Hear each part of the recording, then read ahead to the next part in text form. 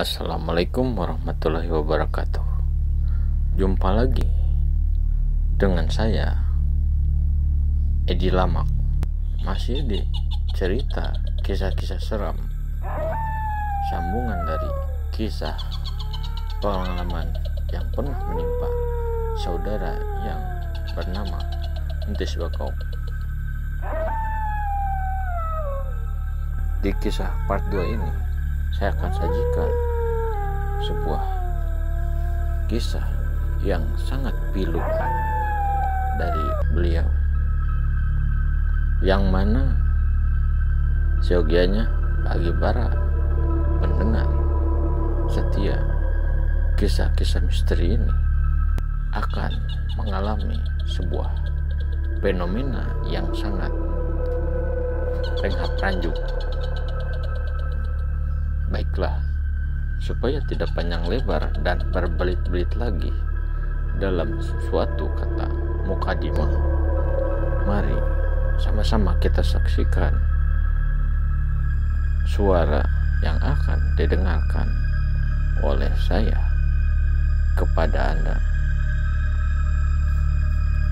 Duduk, jangan tiduran.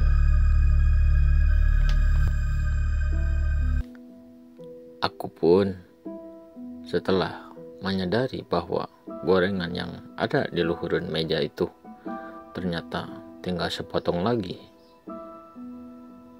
aku pun gegatan hulu karena apa yang aku alami ini ternyata tidak seperti ekspektasi yang aku damba-dambakan saat masih dalam perjalanan dari rumah Surumdon.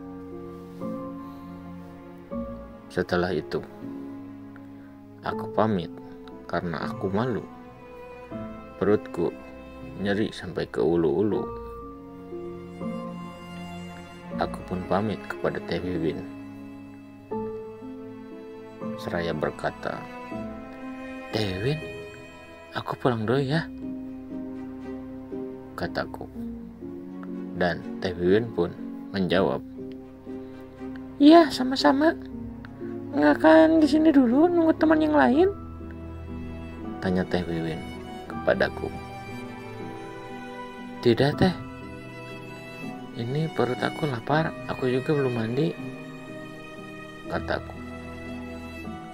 Setelah itu, aku pun ngelap dulu sendal yang sebelah katuhu tadi yang ninjek di ucing.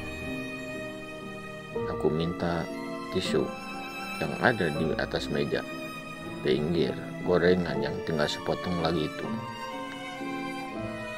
Ku minta 2 carik kertas tisu dan ku lap-lapin sendalku yang katuh itu biar tidak menjadi ucap karena bararase terasnya Teh Wiwin.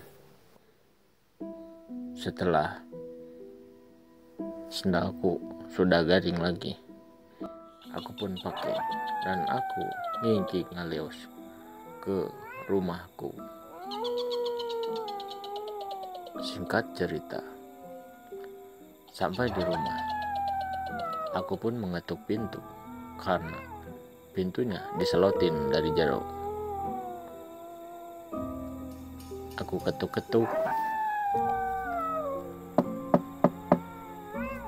"Mah, buka. Mah," kataku. Tapi tidak ada yang membuka. Setelah itu, aku ngaleos dulu ke tetangga yang ada di depan rumahku untuk kupinjam palu. "Permisi, Pak. Boleh pinjam palu sebentar?" "Oh, boleh. Buat apa, Nak?" Itu buat benerin pintu, ada yang coplok, Pak," kataku sambil agak membohongi si bapak yang tetangga sebelah depan rumahku itu. Setelah ngaleos dan balik lagi ke hadapanku, si bapak itu pun meminjamkan palu yang tadi dibawa yang akan aku pinjam. Setelah mengasongkan palu itu, aku pun nganuhunkeun kepadanya. Tuluy, aku ngaleos lagi masuk ke teras rumahku dan kutakol pintuku.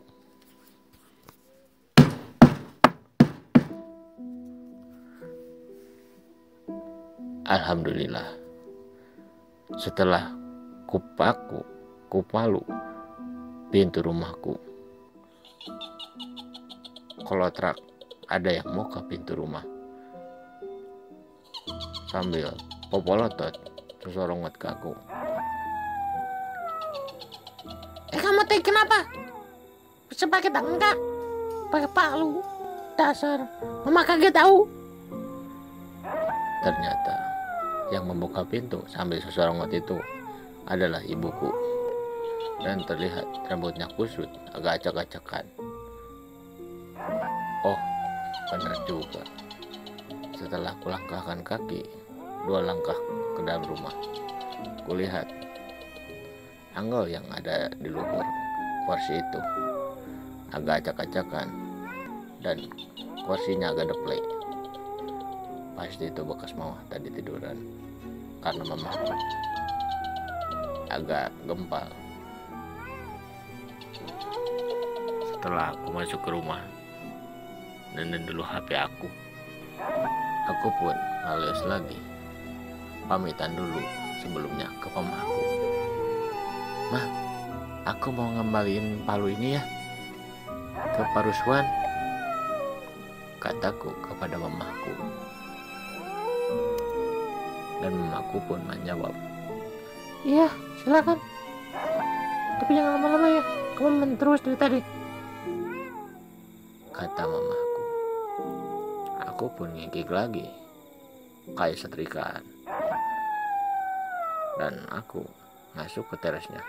Tuluy, ku ketok lagi pintu rumahnya. Assalamualaikum, kataku. Cekrek. Kiut pantonya ada yang muka dan breh. Ini mah budaknya yang agak gelis. Aku pun semeringah melihat seorang wanita yang pernah jadi idamanku membukakan pintu. Aku pun berharap dalam hati semoga dia membuka pintu hatinya untukku. Setelah itu dia ngomong ke aku, Ada apa? kata si Wahyuni namanya. Dia bertanya kepadaku. Aku pun serta kaget karena barusan aku sempat melamun, membayangkan dia menjadi pemajikan aku. Iya, ini udah lupa. Ini aku mau mengembalikan palu punya papa kamu. Makasih ya, kata aku. Setelah kuasongkan palu tadi, aku pun nganuhunkeun lagi. Makasih ya palunya. Semoga palunya awet, kata aku kepada si Wahyuni itu. Iya, sama-sama. Sahut si Wahyuni sambil dia tersenyum agak lebar, selebar daun kelor kepada saya. Setelah itu aku pun satu ketepang tuluy ngalewas dari buruan rumahnya.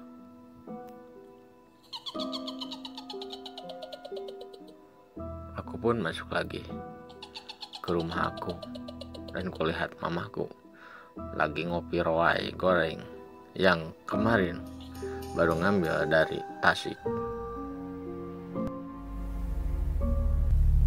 Nah, begitu cerita untuk hari ini. Itulah part 2 sekaligus ending dari cerita kisah-kisah seram untuk hari ini. Terima kasih kepada pamirsa yang sudah ngadengin cerita seram dari kami. Semoga tidak terjadi sebuah fenomena-fenomena seram ataupun hal-hal horor berbau mistis kepada anda pemirsa. Baiklah, wassalamualaikum warahmatullahi wabarakatuh.